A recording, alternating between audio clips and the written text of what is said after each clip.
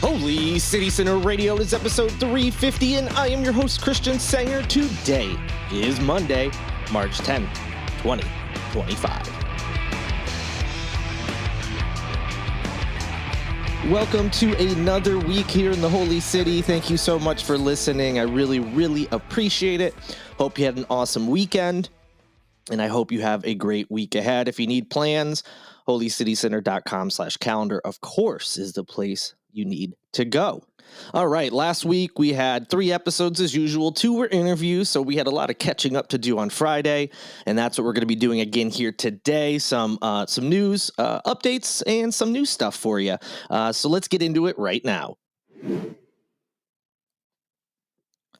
So as expected, the execution of the latest inmate that was on death row happened on Friday. All appeals and, requests for clemency from the governor and all that stuff were denied. That was expected. So yes, the execution by firing squad went through on Friday. So that prisoner, his name was Brad Sigmund. His crime was that he had killed his ex-girlfriend's parents with a baseball bat. He had this crazy scheme that police said where he was going to then kidnap his girlfriend and ultimately kill her and himself. Thankfully, the daughter, the girl he was dating, she got away and did not, that plan did not end up coming to fruition.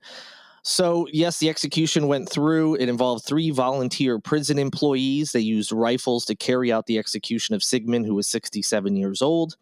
And he was ultimately pronounced dead at 6:08 p.m. The couple he killed, their names were David and Gladys Lark. It happened in Greenville County, back in 2001. And as I said, it was a botched plan to kidnap their daughter. Now, Sigmund's lawyers said that he chose the firing squad because the electric chair would, quote, cook him alive, end quote.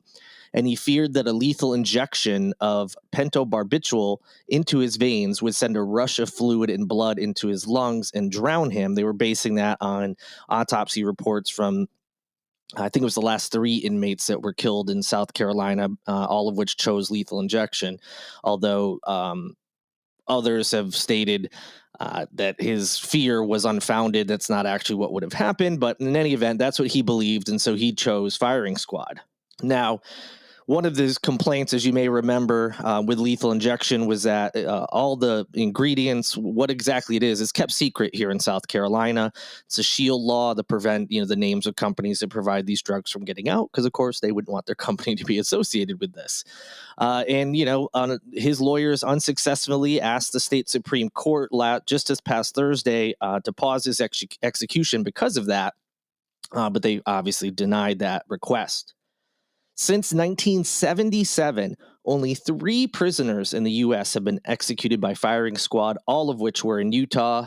Most recently in 2010, someone who was named Ronnie Lee Gardner. So yes, this was the first death by firing squad in this country in 15 years and the first in the state.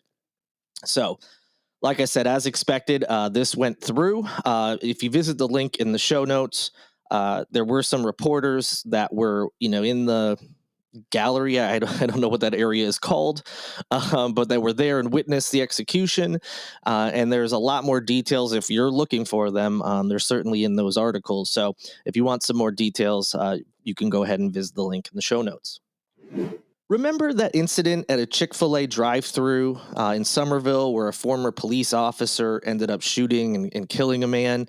Well, we have a little bit of an update. This one, it's actually happened late in February. I just haven't had a chance to get it into one of the shows.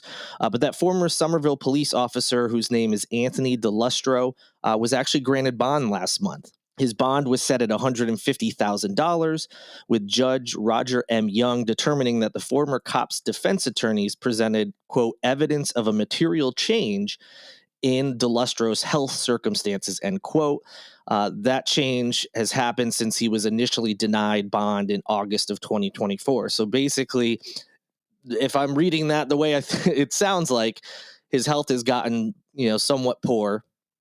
And sometimes when that happens, people are granted bond, to get out for whatever the determining factor is. It has something to do with his health. That was all the details that I found at the time. So Like I said, he was charged with murder and attempted kidnapping after he shot and killed a 39-year-old man by the name of Michael O'Neill. That occurred outside of Chick-fil-A in Summerville. They had some sort of altercation in the drive-thru on March 20th of 2024 when that whole incident occurred, and videos, were posted on social media of the incident as well, which ultimately aided in the charges that DeLustro ended up facing.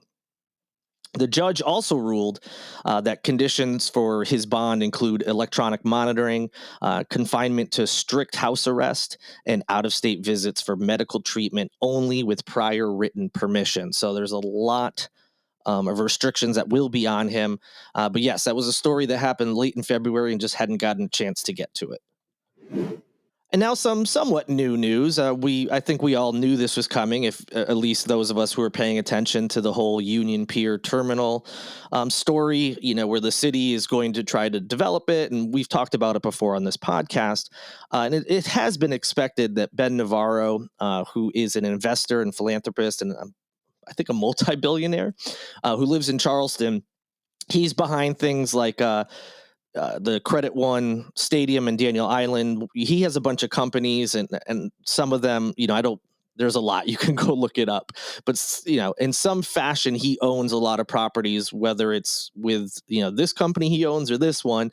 Some other places are like Charleston Place, the hotel downtown, the Riviera Theater, and several other things. But in any event, there was plans that he was going to buy the Union Pier terminal, and it appears that deal has finally gone through, and it cost him $250 million. That went through this past week.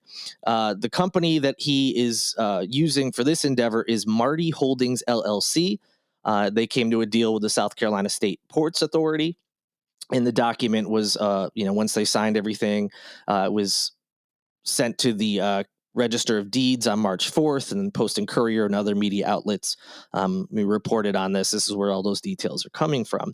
It's been about a year of negotiating, the plan for this sale, and also having to work with local governments to form a special tax district, which we've talked about before, that would pay for some of the costly public infrastructure upgrades that are going to be needed at this, 65-acre industrial site. And for those who aren't familiar, it's between Concord Street and Charleston Harbor. So at $250 million, that's a good chunk of change right there, but it's actually well below what people estimated the purchase price would be back in 2020. This is based on real estate analysis. They expected the property to, get upwards of $400 million. So got a little bit of a deal apparently. But yes, obviously a big chunk of change. So as far as the Ports Authority, obviously they're going to be getting this big payday. They said that they are planning to use the money for just their general operating expenses. So the deal is officially through. And now the planning process will continue. And as always, if there's updates, meetings, etc., I'll be sure to let you know.